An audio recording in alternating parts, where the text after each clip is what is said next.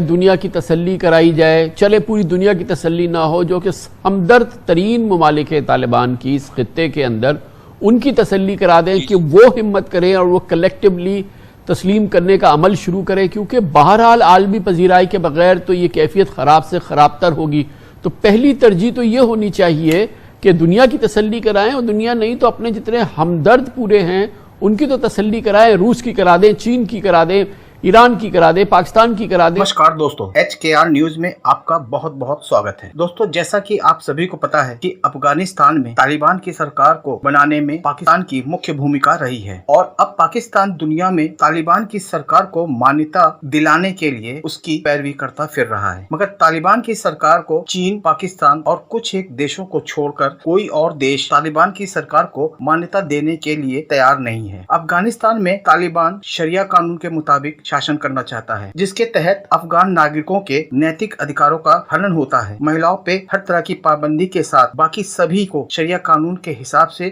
رہنے کے لیے مجبور کیا جاتا ہے، جو سیدھے طور پہ مانوادھیکار کے نیموں کے ورودھ ہے، جس کی وجہ سے کوئی بھی دیش اس آتنکوادیوں کی سرکار کو مانیتا دینے کے لیے تیار نہیں ہے، نہ ہی کسی طرح کی کوئی مدد کرنا چاہتا ہے۔ پاکستان دنیا کو یہ سمجھانے میں جٹا ہے کہ اب طالبان بدل گئے ہیں، یہ پہلے والے طالبان نہیں رہے، ساتھ ہی طالبانیوں کو بھی سمجھا رہا ہے کہ وہ اپنے رویے میں بدلاؤ لائے تاکہ وہ دوسرے دیشوں کو مدد کے لیے اور ان کی سرکار کو مانیتا دینے کے لیے تیار کر سکے، مگر طالبان کی سوچ میں کوئی فرق نہیں آیا، جس کی وجہ سے پاکستان بہت پریشان ہے۔ تو چلیے بڑھتے ہیں ویڈیو کی طرف، اور اگر ابھی تک آپ نے ہمارے چینل کو سبسکرائب نہیں کیا ہے تو سبسکرائب کا بٹن دبا کر نوٹیفیکیشن بیل کو پریس کر دیں، اور اگر آپ کو یہ ویڈیو اچھا لگا ہے تو ایک لائک اور شیئر ضرور کریں۔ تو چلیے دنیا کی تسلی کرائی جائے، چلے پوری دنیا کی تسلی نہ ہو، جو کہ ہمدرد ترین ممالک طالبان کی اس خطے کے اندر ان کی تسلی کرا دیں کہ وہ ہمت کریں اور وہ کلیکٹیولی تسلیم کرنے کا عمل شروع کریں، کیونکہ بہرحال عالمی پذیرائی کے بغیر تو یہ کیفیت خراب سے خراب تر ہوگی۔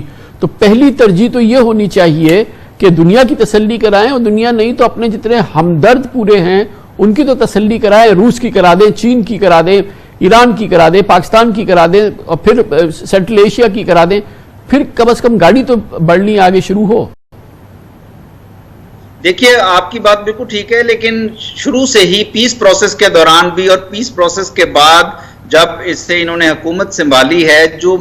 بنیادی ایشوز ہیں، جو فنڈامنٹل ایشوز ہیں، ان پہ ان کا اور دنیا کے کئی ملک کا ایک مختلف پرسپیکٹیو ہے۔ مثلا انکلوسیوٹی میں دنیا ایمفیسائز کرتی ہے کہ یہ تمام پارٹیوں سے لوگ لے کر ایک حکومت بنائیں، جبکہ انکلوسیوٹی کے متعلق طالبان کا یہ خیال ہے کہ انہوں نے دوسری قومیتوں سے لوگ آلریڈی اس کیبنٹ میں لے لیے ہیں۔ ابھی جو انہوں نے ایکسپینشن کی ہے کیبنٹ کی، اس میں پنشیر سے بھی ایک منسٹر آف کامرس لیے ہیں، اور اس طرح دیگر جگہوں سے بھی، دیگر علاقوں سے بھی لیے ہیں۔ اسی طرح ہیومن رائٹس یا ویمن رائٹس کے بارے میں ان کا اپنا ایک پرسپیکٹیو ہے، مغربی ممالک کا ایک اور پرسپیکٹیو ہے، اور دوسرے تمام معاملات پہ بھی۔ تو ضرورت جو اس بات کی ہے وہ کہ کسی طرح ان کی انگیجمنٹ ہو، اور یہ اس انگیجمنٹ میں دونوں سائیڈیں، دنیا بھی اور طالبان حکومت بھی، ایک کسی کامن گراؤنڈ پر آئیں۔ پاکستان چونکہ خطے کا ایک ان کا ہمسایہ ہونے کے ناطے سے ایک بہت اہم ملک ہے، ہم یہاں پہ جو ان کو اسسٹنس پرووائڈ کر رہے ہیں دوسرے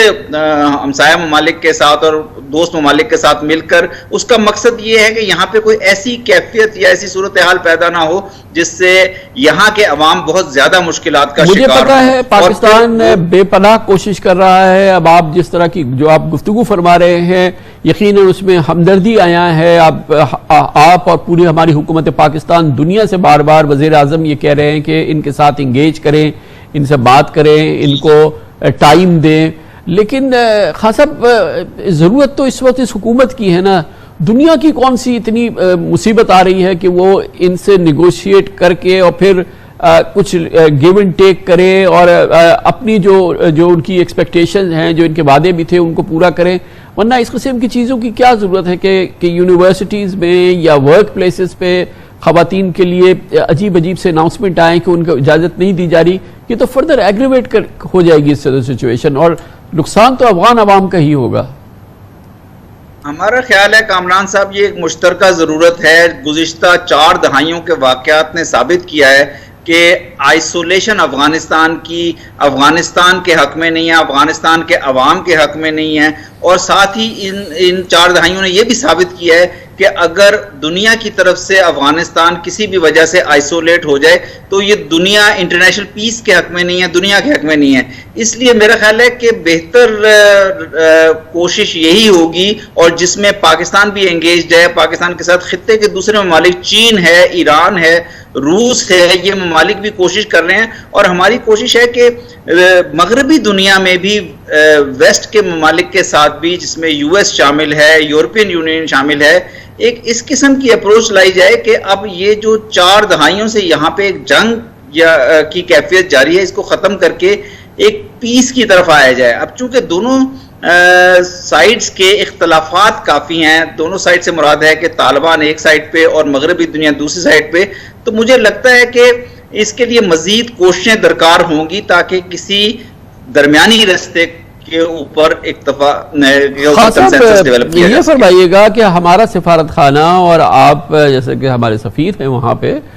بہت کم مختصر سفارت خانے وہاں پہ ایکٹیو ہیں جو کہ اس وقت کام کر رہے ہو، جن کی سفارتی روابط ابھی بھی ہیں اس حکومت کے ساتھ ہیں۔